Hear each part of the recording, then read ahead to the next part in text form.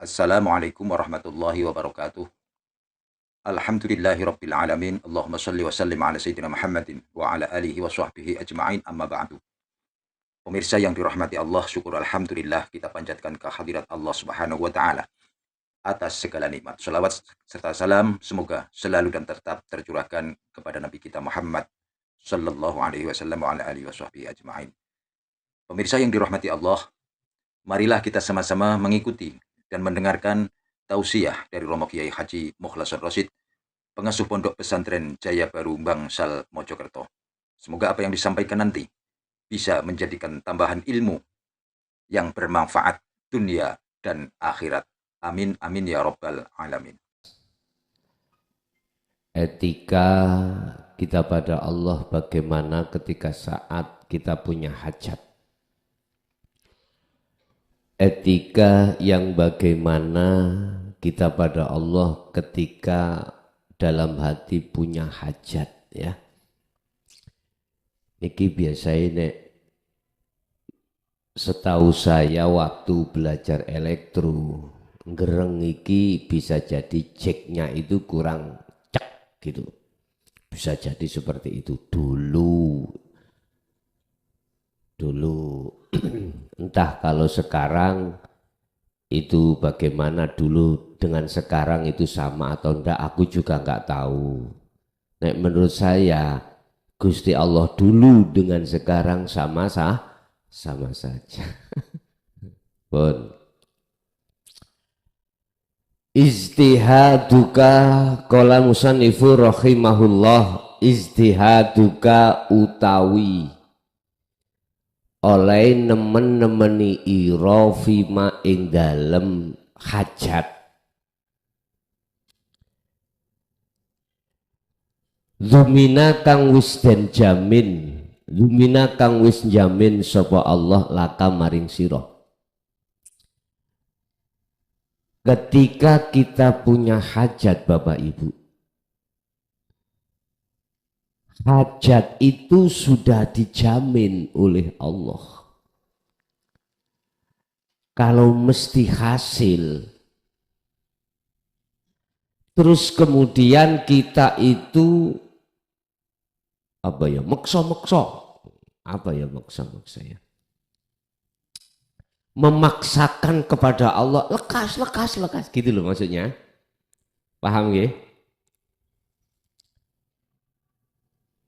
Apabila di dalam hati ada kehendak seperti itu, terus kita tahunya kalau itu sudah dijamin bagaimana? Kalau itu hasil, kalau itu tidak hasil lah gitu toh. Kan sesuatu yang akan terjadi. Kita tahunya kalau itu nanti akan diberikan oleh Allah terhadap kita, itu tahunya bagaimana? Sebab kebanyakan kita olehnya apa tadi? Mempeng itu apa? Mekso-mekso itu karena kita tidak tahu. Kebanyakan itu gitu. Karena kita tidak tahu perkara yang dijamin itu diberikan atau tidak. Dan ini ada dasar juga di dalam Al-Quran terkait doa. Ud'uni astajib lakum. Etika miturut hukum hakikat itu adalah nggak boleh. Tapi kita tahunya kalau itu sudah dijamin adalah jenengan ini menyesuaikan dengan ud'uni.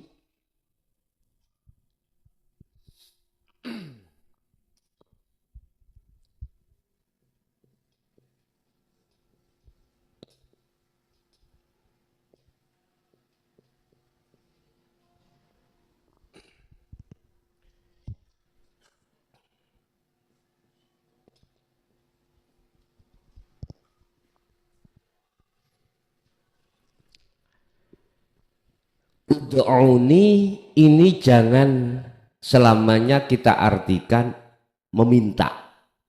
Jangan. Artikan ud'uni itu menghadap. Ini terhadap siapa? Allah. Artinya kita harus bertemu dulu terhadap Allah sebelum kita mengutarakan maksud permintaan kita. Itu etika. Berarti sebelum kita berdoa, wajib kita itu bertemu terhadap Allah dulu, sebab hanya Allah itu yang memiliki apa yang kita minta.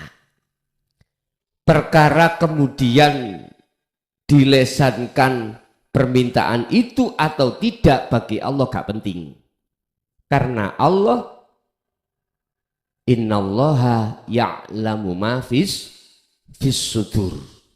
Allah tahu apa yang ada di dalam hati kita. Walaupun secara lisan tidak diucapkan. Mungkin kita pernah sowan terhadap Mbah Yai. Barokah doanya. Kadang gitu Pak ya. Terus beliau itu enggak mau melesankan. Cuman diem entah berapa menit, empun. Kadang beliau itu seperti itu.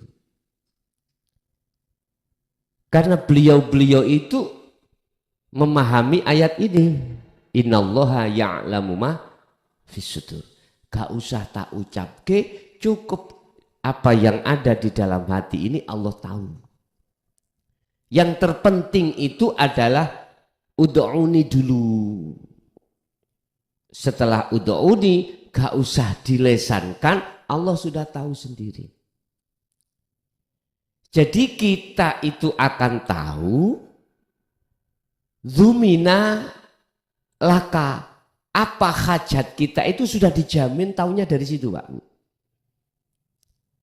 Ketemu dulu sudah. Tapi menurut kajian kita pada malam hari ini, jikalau kita maksakan diri padahal itu sudah dijamin oleh Allah, iku dalilun, tanda kalau hati kita alantimasil basiroti mingka,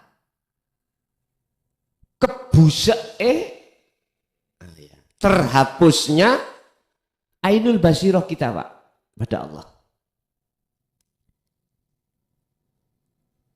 Berarti maksudnya kita pada sesuatu yang sudah dijamin oleh Allah, iku bukti tanda kalau hati kita itu tidak makrifat pada Allah. Paham ya? Ini maksudnya.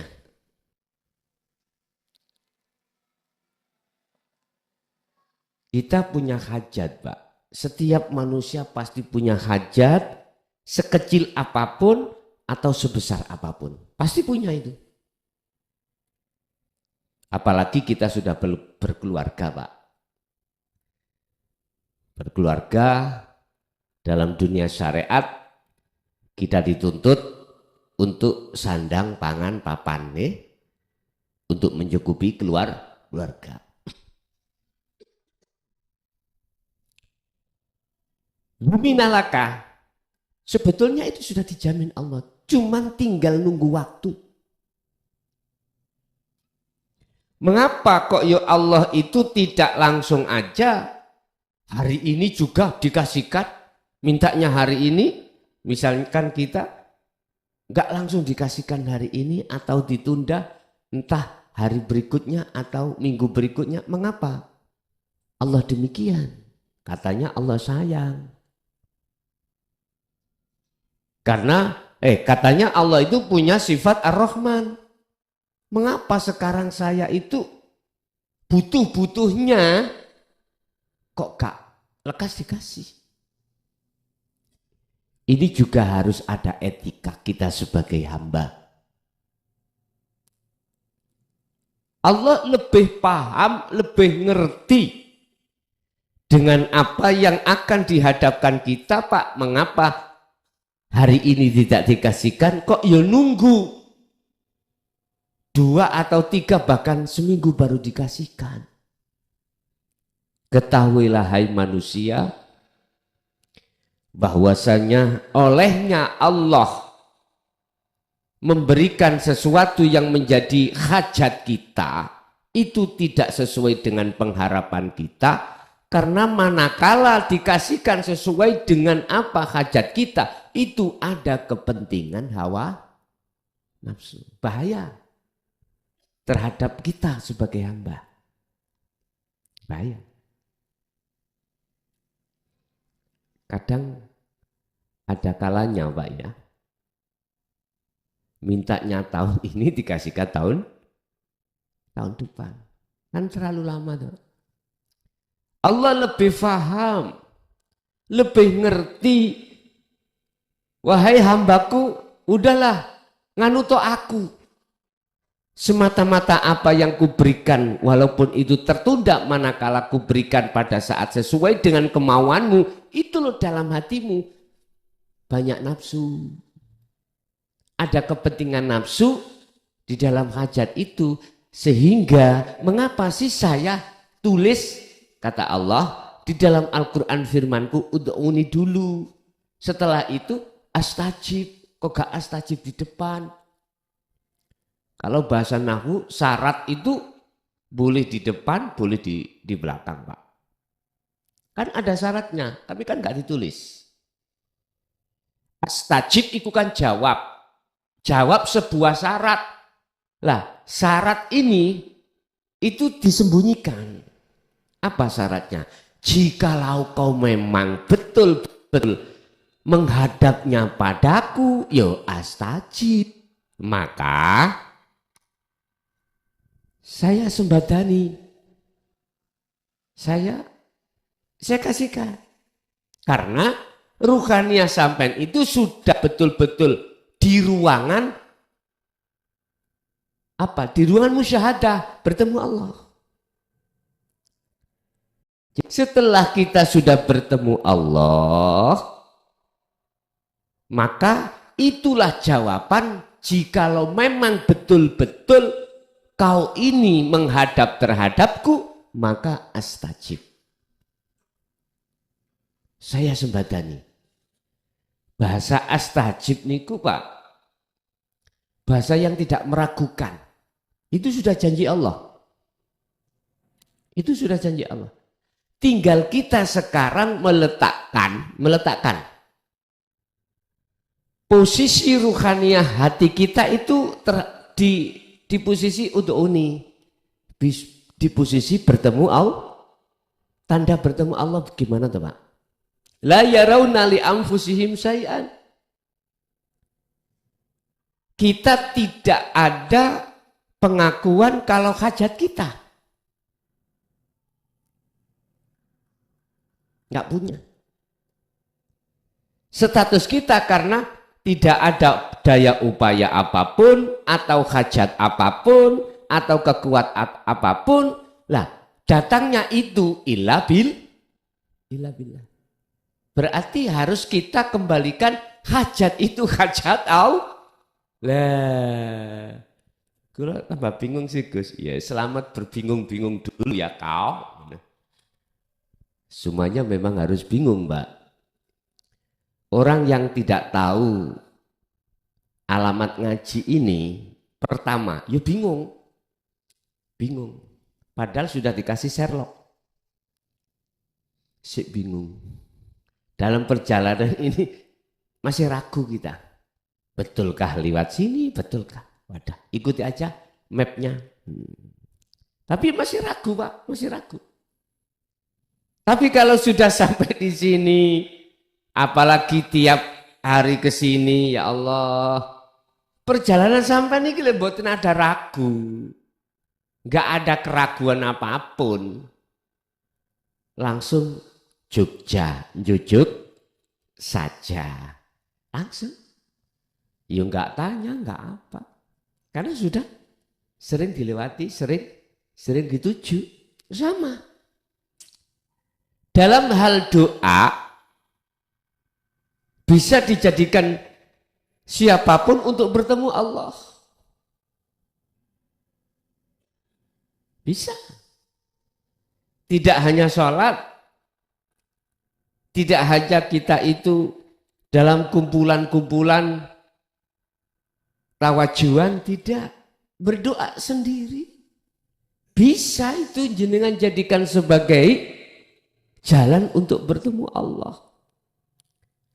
Ini toh Pak ya, yang beliau Rasulullah Shallallahu Alaihi Wasallam jalankan ketika beliau itu sampai ke maksum itu di situ. Jalan beliau itu semua aktivitas lebih-lebih apa? Lebih-lebih yang ada kaitannya dengan hukum syariah. Contoh sholat, zakat, puasa, haji. Itu thariqah Rasulullah.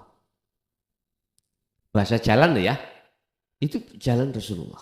Setiap kali apa yang beraktivitas beliau, ruhaniyah beliau selalu hadir dumateng Allah, terhadap Allah. Itu beliau. Kami tidak bicara bahasa thariqah miturut muktabaroh, tidak. Jadi saya bahasa thariqah secara khusus, beliau dulu itu menjadikan semua aktivitas apapun beliau jadikan untuk bertemu terhadap Allah. Sistemnya mengikut kakek moyangnya. Siapa? Beliau Nabiullah Ibrahim alaihissalam. Di tempat mana? Di tempat surat Al-An'am ayat 79. Al-An'am 79. Inni wajjahtu wajhiyah lilladzi fataras samawati wal arda hanifan wa ma ana minal musyrikin. Ku arahkan wajah ruhku wajhiyah pada wajah Allah. Posisinya bagaimana wajah ruh? Imanul haq. Iman yang benar. Sampai Rasulullah katakan iman yang benar itu adalah ihsan. Iman di mana ruhaniyah kita, hati kita sudah tidak melihat selain Allah. Sudah tidak beriman terhadap selain Allah. Sudah tidak beriman. Secara hati, secara ruhaniyah. Apapun yang terjadi di tengah-tengah kita, itu beliau berimannya hanya Allah, sang pengendali.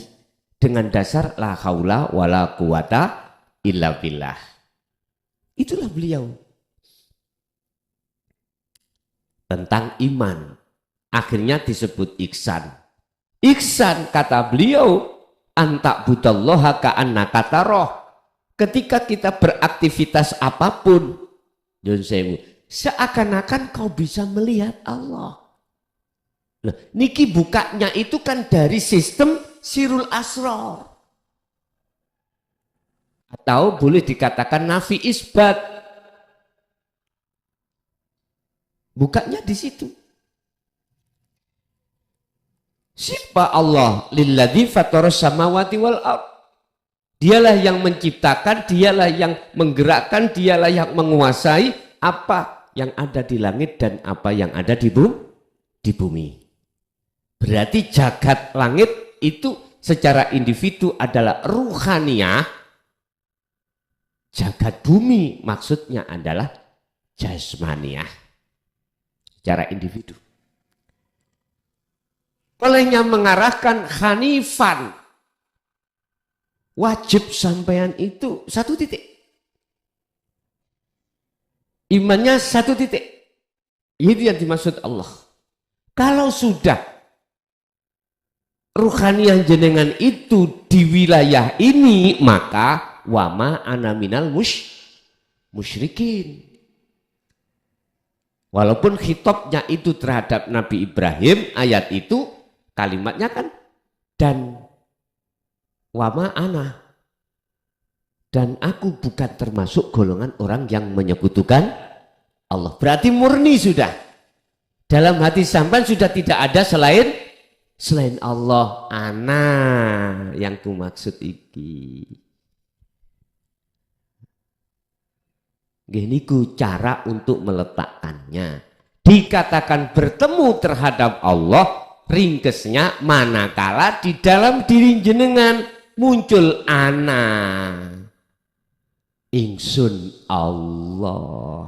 Setelah kefanaan keingsunan selain Allah. Pun gampang Pak, tinggal mau praktek apa enggak. Pun kembali kepada materi kita. Bentuk daripada kita mengejar-ngejar apa yang sudah dijamin oleh Allah itu termasuk bentuk bukti bahwasanya hati kita masih perlu untuk ditandani lagi. Bentuk kalau hati kita kemakrifatannya itu belum nyampe. Paham ya? Bon, 1. 2. Wa taksiru kafi matuliba mingkah. Mohon maaf, bahasa taksir di sini itu kita manusia dihadapkan masa demi masa, waktu demi waktu. Lupanya kita terhadap kewajiban kita pada Allah itu juga bentuk tanda bahwasanya hati kita masih bermasalah. Basiroh kita, mata hati kita masih tertutup. Masih burak gitu loh Pak ya. Cara gambar nggak jelas itu. Remang-remang.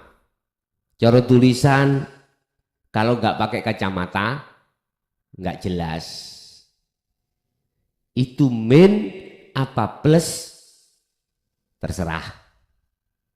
Berarti di dalam hati kita masih ada penyakit. Lalainya kewajiban kita pada apa yang menjadikan hak Allah kita lalai, itu yang bagaimana Bapak Ibu? Wa taksiru kalan utawi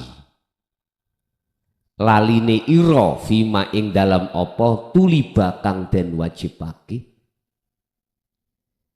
mingka saking sira terhadap Allah. Apa yang diwajibkan Pak? Bertemu Allah. Inilah bertemu Allah. Umpama saya ringkas loh Pak ya, saya ringkas. Artinya sebetulnya kita setiap saat dan waktu Pak wajib harus bertemu Allah. Tidak boleh bertemu selain wa ma khalaqtul jinna wal insa illa liya'budun. Bahasa liya'budun kalau kita kupaskan lebar, tak ringkes bertemu Allah. Itu kewajiban kita. Sholat harus bertemu, makan kita harus bertemu. Apapun aktivitas yang terjadi pada diri kita, itulah maksud tuliba mingka. Jikalau kita lalai terhadap kewajiban kita pada Allah, itu bentuk tetanda bahwasanya basiroh kita itu bermasalah. Kebusek, kehapus basiroh kita. Artinya kehapus itu masih ada penyakitnya, akhirnya remang-remang Pak. Mungkin orang kalau sudah ngalami mata katarak Pak, itu tidak sejernih ketika melihat ketika sebelum ada kataraknya Pak. Berarti hati kita itu ada selaput, ada selaputnya. Tidak jauh berbeda dengan mata dohir kita, ada selaput katarak, solusinya kan harus dibawa ke undaan ya. Di sana ada istilah operasi katarak lah gitu operasi katarak.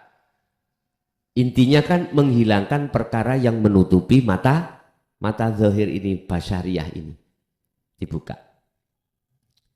Kalau sudah dioperasi, gak mungkin jenengan langsung disuruh untuk melihat sesuatu, pasti ada proses-proses penyembuhan lagi. Entah itu kontrol, biasanya disuruh merem dulu, entah berapa minggu, ditutupi gitu Pak ya. Artinya kalau biar tidak kemasukan sel-sel yang mengakibatkan katarak datang lagi. Sama. Nabi Yunus ketika dongkol hatinya keluar dari kaum, akhirnya dioperasi Allah hatinya dengan bentuk dipaksa, ditentukan beliau dimasukkan di dalam perut ikan. Itu kholwatnya. Kholwat. Jenengan wajib kholwat. Wajib. Ya terserah kholwatiku jenengan modeli apa. Makanya kalau saya kembali kepada surat Al-Insan ya, kholwat itu ada macam dua. Ada kholwat kita itu di tengah ramai, ada kholwat itu di tengah sepi. Di tengah ramai berarti secara jasmani kita bersosialisasi dengan dunia. Tapi ruhaniyah harus bertemu Allah. Persis seperti Rasulullah seperti ini. Silakan jasmaniyah kerja. Silakan jasmaniyah itu berinteraksi terhadap makhluk. Itu memang kewajiban jasmaniyah. Tapi tetap ruhaniyah jenengan, hati jenengan kewajibannya apa? Berinteraksi langsung pada Allah. Berhubungan langsung minallah. Dengan Allah. Inilah yang kumaksud hablum minallah. Mana hablum minallah? Talinya hati pada Allah yang mana? Kita ngomong habl atau tali itu dijawab di dalam surat Al-Baqarah ayat 256. Faqadistamsaka bil urwatil wuthqa. Pegang teguhlah tali Allah ini. Lah fungsinya tali Allah adalah yakfur bitaghuti wa yu'min billah. Hati jenengan meninggalkan selain Allah. Berarti hati jenengan enggak ketemu si A, si B, si C atau makhluk kerjaan ini. Enggak. Cukup jasad saja yang bertemu itu. Kalau sudah kita itu meninggalkan hati ini terhadap selain Allah, maka wayu mimpilah. Otomatis iman sampai sudah benar.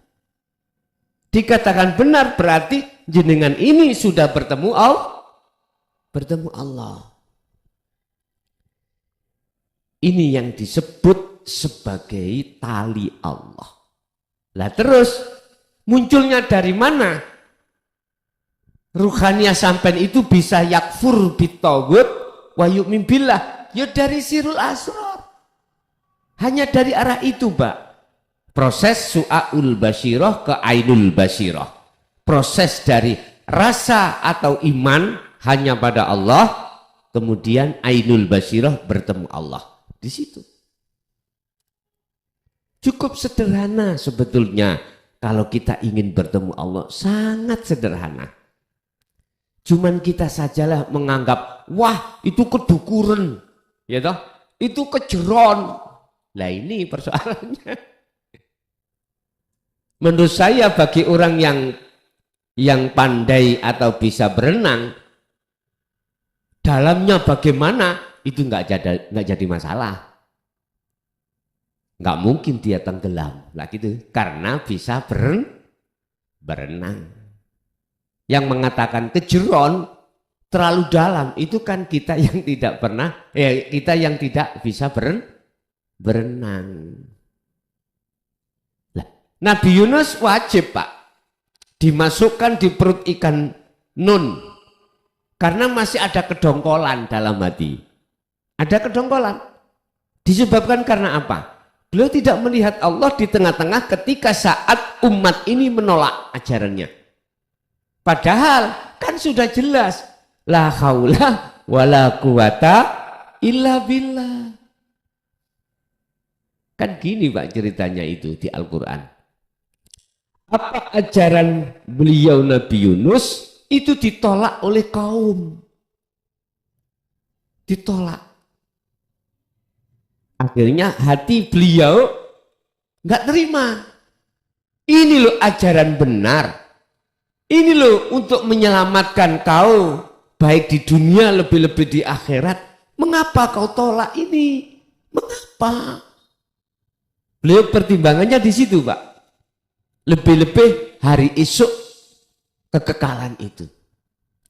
Akhirnya salah paham. Lah kaum menganggapnya itu ajaran yang bertentangan dengan selama ini yang dia imani.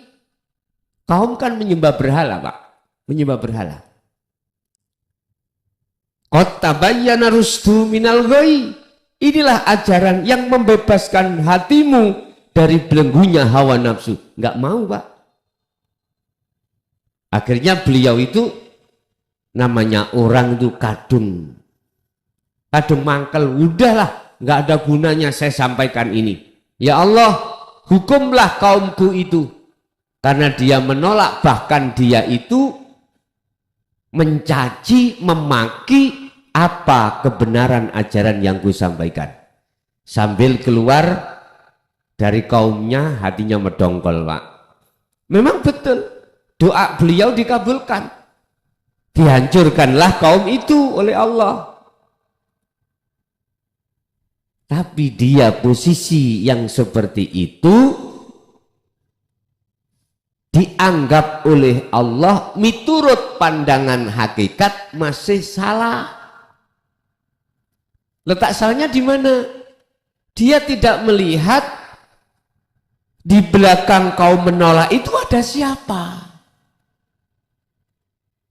Beda dengan Rasulullah Shallallahu Alaihi Wasallam. Ketika beliau itu ditampar pipi kanan dikasihkan pipi kiri, itu maksudnya beliau itu hanya melihat Allah, tidak melihat umatnya, melihat Allahnya. Umatnya menerima, melihat Allahnya. Umat itu menolak, juga melihat Allahnya. Akhirnya ajaran ini dengan pesat bisa diterima Pak. Bisa diterima. Memaklumi terhadap yang menolak karena belum mengerti. Pernah terjadi ketika masuk di kaum Taif, beliau itu mengajarkan, mensyiarkan ajaran beliau. Tapi apa yang diterima beliau? Bukan menerima ajarannya, bukan welcome, tidak, malah mencaci kaum itu. Akhirnya malaikat Jibril mengajukan jasa. Muhammad, gunung Uhud ini saya lemparkan terhadap kaummu Taif itu yang enggak mau terima. Apa jawab beliau? Jangan. Olehnya dia menolak itu karena memang belum mengerti. Siapa tahu nanti anak keturunannya itu yang menjadi pengikutku. Loh, sampai begitu beliau. Ya Allah, berat Pak, tapi berat. Estu berat. Ketika saat ideologi kita dicabik-cabik, siapa enggak marah? Ayo. Itu ideologi, satu keyakinan beliau. Makanya mengapa? Alasan apa? Seluruh nabi dan rasul tidak bisa mensyafaati umatnya kecuali Nabi Muhammad. Artinya mengapa Allah memberikan izin hanya terhadap Rasulullah Muhammad ini yang bisa mensyafaati atau menolong umatnya? Gegarannya yaitu akhirnya beliau diberi gelar Al-Maksum. Ngaten nggih? Apa Al-Maksum? Baik tidurnya maupun terjaganya hatinya selalu berzikir pada Allah. Berarti yang dimaksud kewajiban kita pada Allah, setiap aktivitas apapun yang terjadi pada diri kita, wajib hati ini bertemu Allah. Tanda yang sederhana, kalau hati jenengan sudah bertemu Allah, apa yang muncul pada diri kita, aktivitas kita, di dalam hati jenengan muncul satu keyakinan penuh bahwasanya semua apa yang terjadi yang berperan hanyalah Allah. Diri kita sudah fana, Bapak Ibu. Diri kita sudah nggak berfungsi. Itulah tanda pertama kalau dikatakan bertemu Allah. Yang kedua, tanda yang kedua manakala kita selalu bertemu Allah, apapun aktivitas yang kita hadapi, urusan sudah dikasihkan langsung atau tidak, hajat langsung dikasihkan atau ditunda, jenengan iki tetap dalam posisi hati tatmainnul qulub. Karena dasarnya ala bidzikrillah, hanya dengan berzikir, hanya dengan sadar diri bahwasanya semua yang berperan hanyalah Allah, maka jatuhlah hati jenengan dalam keadaan tatmainnul qulub, damai hati. Cuman pertanyaannya Pak, ini tes-tesannya, ketika apa yang jenengan harapkan itu tidak sesuai dengan apa yang jenengan harapkan. Contoh ini, misalkan kita di dalam rumah tangga, sore tadi sudah bilang sama nyonya, sama anak, besok ya jam 7 kita berangkat pas, karena kita berangkat sampai tujuan itu jam 8, 1 jam. Gitu itu Pak Nyun Sewu.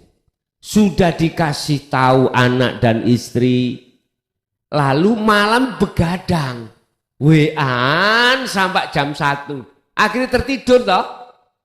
Tertidur nggak bangun-bangun, subuh nggak bangun, jam 6 nggak bangun, belum masak, jam 7 lagi bangun.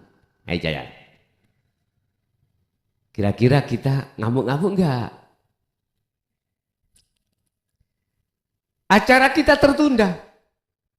Mestinya nyampe di tujuan jam 8, kita lo bangun yang jam 7. Belum mandinya, belum makannya, belum yang ada yang mencret, ya.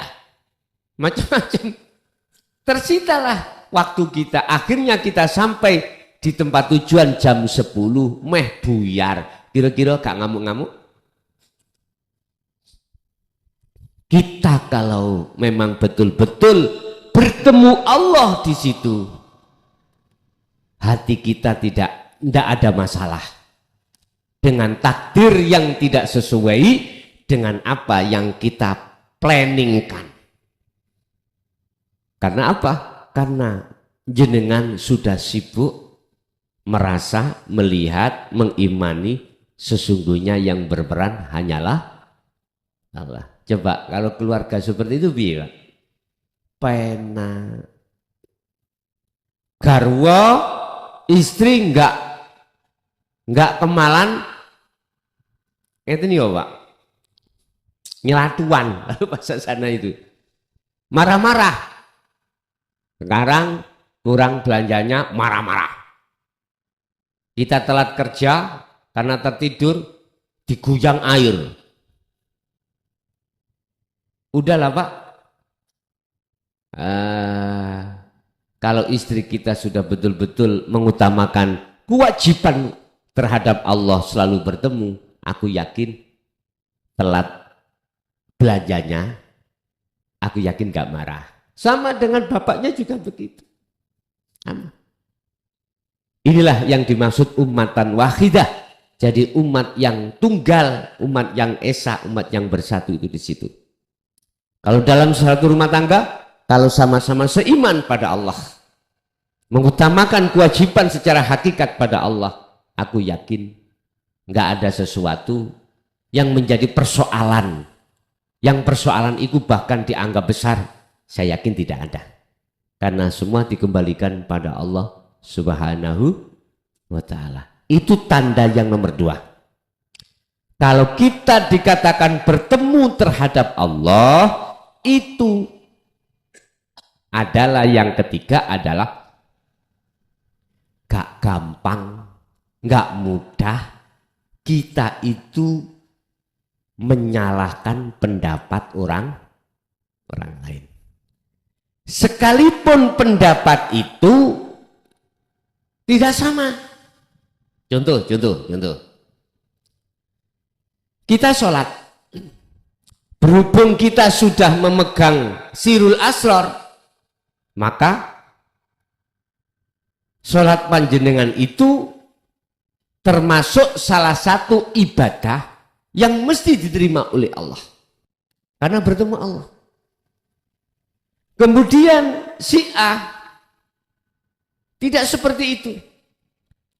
Berhubung kelasnya belum sama dengan jenengan, sholat itu kita masih ada tujuan. Selain bertemu Allah, tidak ada bertemu Allah. Ingin dilihat orang. Ini nanti ada pembahasan tentang al-ubad, ahli ibadah.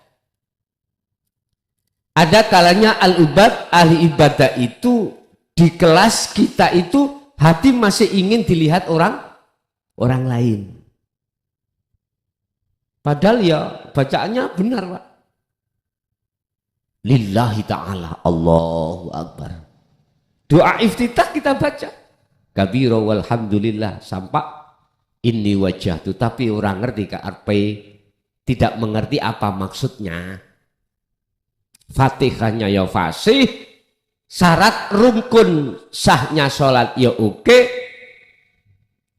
Mohon maaf karena kelas, akhirnya hati kita masih di kelas ingin dilihat calon mertua. Apalagi kita disuruh jadi imam di musolanya orang tua. Ada kalanya sudah lepas ini al-ubad karena tendensi apa? Surga atau pahala. Jadi karena dilihat orang sudah tidak ada, tetapi kita olehnya melakukan itu masih ada pengharapan hati ini terhadap tendensi hadiah dari Allah, yaitu pahala atau surga. Ada memang kelasnya kita itu seperti itu, Pak. Padahal sama-sama yang dibaca lillahi ta'ala yang juga. Yang terakhir adalah al-ubad yang nomor 3, sudah terlepas dari 1 dan 2 tadi. Yaitu ketika sampean lillahi ta'ala sudah paham maksudnya dan dipraktekkan di situ, akhirnya jenengan dikatakan sebagai hamba yang sholih. Karena sholatnya itu bertemu pada Allah. Barulah di situ jenengan ini ada keinginan dalam sholat itu bertemu Allah awalnya. Lah yang 1 dan 2 nggak ada keinginan untuk bertemu Allah, nggak ada. Ketika jenengan itu sudah jatuh hatinya ingin bertemu Allah dikarenakan membawa beban rindu untuk bertemu Allah, lewat surah Al-Ankabut ayat 5 Allah katakan, wa man kana yarju liqa Allah fa inna ajalallah la'at. Siapapun hambaku, siapapun Pak ya, kalau ada dalam hatinya keinginan bertemu Allah, maka Allah berjanji akan ditemui pada waktu yang ditentukan Allah sendiri. Entah dalam sholat, entah ketika makan, entah ketika minum, entah ketika apapun itu Pak. Sudah, Allah sudah janji itu. Lah, jenengan bisanya ada keinginan bertemu Allah setelah jenengan itu masuk dalam golongan alladzina yastami'unal qaula. Az-Zumar 18. Mereka lah yang sudah mendengarkan pengajaran baginda Rasul di dalam ajaran tasawuf ini, di dalam ajaran dinul haq ini. Wa yattabi'una ahsanahu, jenengan mengikuti Rasulullah dalam petunjuknya. Kalau sholat, kau itu harus hakikatnya sholat harus bertemu Allah. Akhirnya terbangun Pak, muncul dalam hati kita ingin bertemu. Inilah proses-prosesnya itu. Nah, ketika jenengan sudah bertemu, akhirnya nggak mudah menyalahkan orang, pendapat orang lain. Mungkin nasihati, gini loh ya, bukannya apa kau sholat karena mertua bukan berarti salah. Ntar dulu, kalau kau mau ada lebih benar lagi. Akhirnya dinasehati tentang sholat hati walaupun masih ada tendensi surga dan pahala. Ketika itu dinasehati lagi. Gini, kalau kau mau ada yang lebih utama lagi. Yang disebut karena Allah itu adalah kita tidak ada rasa pengakuan kalau kita bisa melakukan sholat sendiri. Olehnya bisa itu terjadi karena Allah. Akhirnya menerima Pak ilmu tauhidnya itu. Akhirnya menemukanlah satu makalah al-a'malu suwarun al-a'malu husnul a'mali nataiju husnil ahwal min qalbin zahidin. Akmal yang berkenaan dengan jasmani. Jadi perilaku jasmani itu disebut akmal. Kalau perilaku rohani disebut ahwal. Akmal di mata Allah dikatakan bagus, ikut tergantung sumber yang muncul, buah yang muncul dari ahwal itu bagus atau tidak. Kalau bagus mesti bagus. Kalau jelek mesti jelek. Akhirnya muncullah makalah husnul a'mali nataiju husnil ahwal. Bagusnya satu amaliyah dohir ini di mata Allah itu tergantung terhadap sumber buah yang muncul bagusnya laku keadaan ruhaniyah jenengan. Sebab sejatinya apa gerakan jasmani itu bersumber dari geraknya ruhani. Kalau ruhani itu sumbernya adalah mingkol bin zahidin, condong pada Allah, maka otomatis laku dohir iku bagus di mata Allah. Sebaliknya, kalau jasmani lakuni ini di mata Allah itu jelek, itu disebabkan karena buah yang muncul dalam ruhani kita juga jelek keadaannya. Apa? Mingkol bin rohibin, dari hati yang condong pada duniawiyah atau selain Allah. Lah, tanda ketiga ketika saat jenengan itu dikatakan bertemu Allah, tidak mudah menyalahkan pendapat orang lain. Tidak mudah menyalahkan orang yang menyalahkan pendapat jenengan. Karena jenengan sibuk melihat munculnya perkara itu sebetulnya dari Allah, sibuk di situ, Pak. Tapi ya berat Pak, karena kita di dalam diri kita ada sifat basariah, bertentangan terus. Nah ini kalau tidak kita sering-sering bermunajat pada Allah, nggak bisa. Nggak bisa.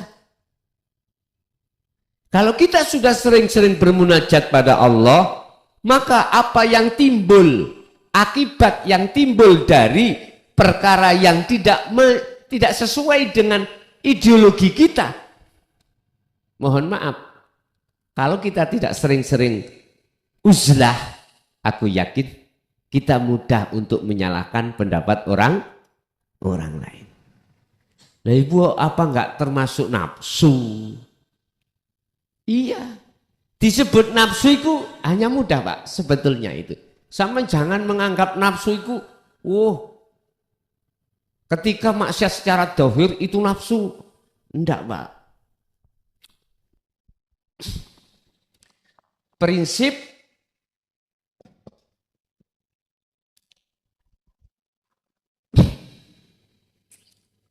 muncul ana,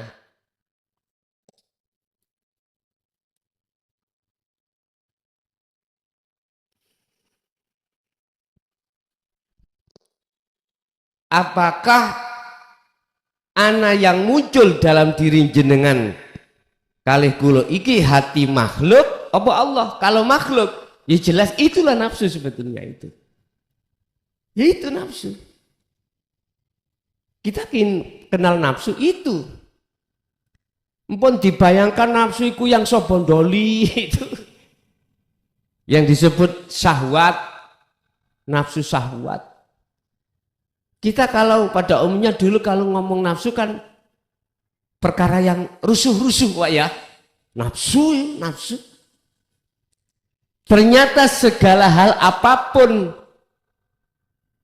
yang terjadi pada diri kita, kehendak apapun, misalnya kehendak, kalau muncul ana nafsu kan ingsun diri ya dah? Makhluk merasa kita makhluk, yaitu nafsu sebetulnya itu. Dengan begitu akan munculkan nafsiyah, munculkan amarah, loh seperti itu. Akhirnya gak cocok nang hati, yaitu marah-marah kita. Ya Allah ya Karim. Nah ini. Tapi kalau dalam hatimu itu nafsu ana itu ana makhluk, ana Allah dalam hati jenengan, itulah yang bukan nafsu. Nah untuk memunculkan ana keallahannya di dalam diri jenengan, otomatis jenengan harus masuk di makom musyahadah, yaitu makom keahatan. Lah untuk bisa masuk ke situ maka jenengan kedah mengikuti kanjeng Nabi, yastami'unal qaula, apa yang beliau wejangkan harus kita lakukan, wa yattabi'una ahsanahu, ngikuti terus. Makanya dalam surat Ali Imran kan Allah berkata, Muhammad katakan pada umatmu jikalau dia ingin betul-betul cintanya aku terima, ya suruh ikuti kau. In kuntum tuhibbunallaha, jikalau kau semuanya cintamu ingin diterima oleh Allah, kata Rasul, fattabi'uni, ikuti aku.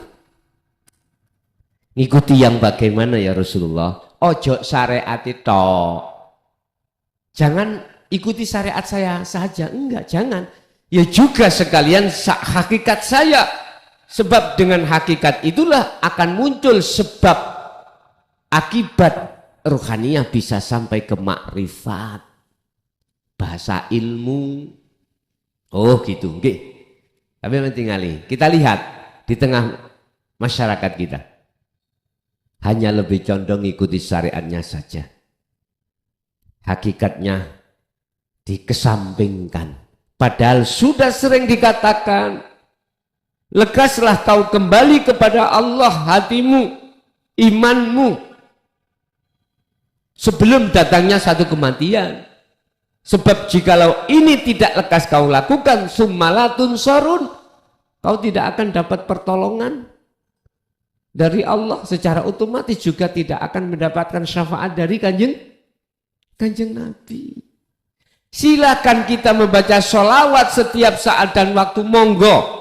Tapi tolong perhatikan teladan Rasulullah di jalur akhlak ilahiyah. Sebab Rasulullah berkata, innama bu'itu liutamimma makarimal akhlak. Kesempurnaan akhlak itu baik secara jasmani juga rohani. Jasmani istimaiyah, syariat rohani ilahiyah hakikatnya. Syariat hakikat dengan begitulah sampai pada ma'rifat Allah. Ini. Kalau kau betul-betul mengikuti aku, maka ayatnya bagaimana? Yuhibbukumullah. Iki kan benar yang berkata Rasulullah. Tetapi iki dasarnya dari firman Allah. Artinya benar kita melihat satu sisi yang berkata Rasulullah. Tapi di sisi lain, di belakang Rasulullah sinten? Yuhibbukumullah. Kata Rasul, jikalau kau memang betul mengikuti aku, cintamu akan diterima oleh Allah. Dan kau dijadikan sebagai kekasihnya. Apa sebab? Karena kau telah melepaskan cinta ruhaniyahmu terhadap selain Allah mulai akil balik sampai umur berapa, Pak? Kita bercinta pada selain Allah. Ayo. Kadang kita cinta nangone merah. Cinta yang biru. Wah, negano iku munyer, Pak, pokoknya rasane. Keluarga nggak ada merah, nggak ada biru, pusing. Ya. Jatuhnya cinta hati kita ruhaniyah itu selain Allah berapa puluh tahun. Allah tidak mempermasalahkan berapa puluh tahun, enggak. Sebab di situ dikatakan semua kesalahanmu wa yaghfir lahum dzunubakum. Di ngapura dinin Allah. Yuhibbukumullah wa yaghfir lakum dzunubakum. Kesalahanmu itu ya. Jangankan kesalahan yang ditimbulkan dari jasmania, nyolong, ngaplok wong, bunuh orang. Ini kelakuan jasmani toh, Pak. Jangankan jasmaniahmu, dosa yang paling besar di mata Allah dosa apa? Syirik toh? Menyekutukan Allah, mengadakan Tuhan selain Allah. Dengan bentuk kita itu mengatakan selain Allah bisa mendatangkan manfaat atau mudarat. Itu sudah termasuk menyekutukan Allah. Yang di dalam versi khafi, syirik khafi, itu pun dimaafkan Allah. Apalagi dosa-dosa yang pernah kita lakukan, berzina. Tahu berzina? Tahu zina, Pak? Itu loh, Pak, yang Sobondoli dulu loh. Kalau tidak 1 minggu ke sana 3 kali itu seperti ngeluh katanya. Enggak terhitung lah, Pak, itu, Pak. Itu apalagi itu. Wong dosa syirik diampuni Allah, apalagi seperti itu dengan catatan Anda duduk manis tetap menjalankan apa? Status Anda sebagai kekasih Allah. Apa? Tidak akan pernah mengulangi kembali. Akhirnya inilah dalam hadis disebut taubatan nasuhan. Nanti dengan sendirinya Pak akan tinggalkan maksiat, perilaku dohir atau batin, lebih-lebih tinggalkan kesalahan-kesalahan itu. Aku yakin gak akan dia itu kembali lagi ke doli, yakin. Seiring perjalanan hati sampean ini tenggelam di dalam bahrut tauhid, tenggelam dalam pengesaan Allah, nggak ada kesempatan sampai noleh doli, nggak ada kesempatan, nggak ada kesempatan karena sibuk hati sampean kali kula ini senantiasa bertemu Allah, otomatis nih kuda yang lalu biarlah lalu ya sudah. Dosa-dosa kalau kita ingat, Pak, ya Allah, kadangkala kita dosa membentak orang tua. Sudah dikubur dalam-dalam. Yang namanya kekasih Allah itu seperti itu. Nah, inilah jenengan kalau estu dikatakan sudah mengikuti Kanjeng Nabi, berarti apa yang Anda lakukan itu sesuai dengan apa yang pernah diteladankan Kanjeng Nabi. Laqad kana lakum fi Rasulillahi uswatun hasanah. Di situ, Pak. Bapak Ibu hadirin jamaah rahimakumullah, secara ringkas terkait masalah materi kita, bila mana dalam hati olehnya mengejar sesuatu padahal itu sudah dijamin oleh Allah, ikut tanda kalau hati kita, mata hati kita masih burek, ya, masih burek, dan atau kita lalai terhadap kewajiban kita bertemu Allah, itu berarti mata hati kita masih burek. Solusinya bagaimana? Seringlah panjenengan uzlah, kholwat. Baik ketika jasmani jenengan iki ngurusi urusan dunia atau tidak, caranya berangkat dari sistem la haula wala quwata illa billah. Jangan pernah mengakui kalau apa yang jenengan lakukan secara fisik itu datangnya dari Anda. Belajarlah hati ini untuk mengimani yang berperan semua itu adalah Allah. Yang Allahnya itu ada di dalam dan di luar diri Anda. Wa nahnu aqrabu ilaihi min hablil warid. Wa qala aidan wal awwal wal akhiru wal dhahiru wal batin. Udah. Terus manakala mudahnya jenengan kholwat seperti ini didorong dengan zikir sir, di mana zikir selalu hati mengatakan, mengucap nama Allah, silakan diucap Allah, Allah, Allah, tapi substansinya, kuncinya bukan di situ. Apa kuncinya? Jenengan ada satu kesadaran dalam hati lewat rasa dan merasakan, mengimani semuanya itu Allah. Nanti pertama sampai itu mengatakan Allah itu secara batin. Nanti kalau sudah Allah menganggap secara batin sempurna, lahirnya lewat apa? Sifat wahdaniyah Allah. Di dalam sifat apa? Apa itu? Nafsiyah. Sifat empatnya Allah, wajib Allah itu. Nafsiyah, salbiyah, ma'ani dan maknawiyah. Nanti masuk dalam sifat salbiyah Allah, yaitu wahdaniyah, makna sawiji, artinya orang banyak segini banyak, nggak ada satupun yang sama. Itu berarti menunjukkan sifat wahdaniyah Allah. Nanti jenengan akan dipahamkan Allah sendiri ketika saat berjalannya waktu jenengan berkholwat. Begitu mungkin Bapak ringkasan daripada apa materi pada kesempatan malam hari ini. Kita masuk pada sesi tanya jawab atau dialog. Barangkali ada yang perlu ditanyakan, monggo kami persilakan. Pemirsa yang dirahmati Allah, begitu tadi uraian ilmu dari Gus Mukhlason Rosyid.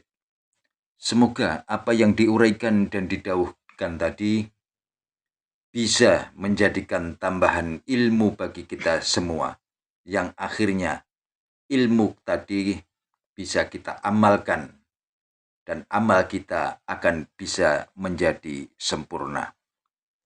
Demikian dari kami, kurang lebih mohon maaf. Wassalamualaikum warahmatullahi wabarakatuh.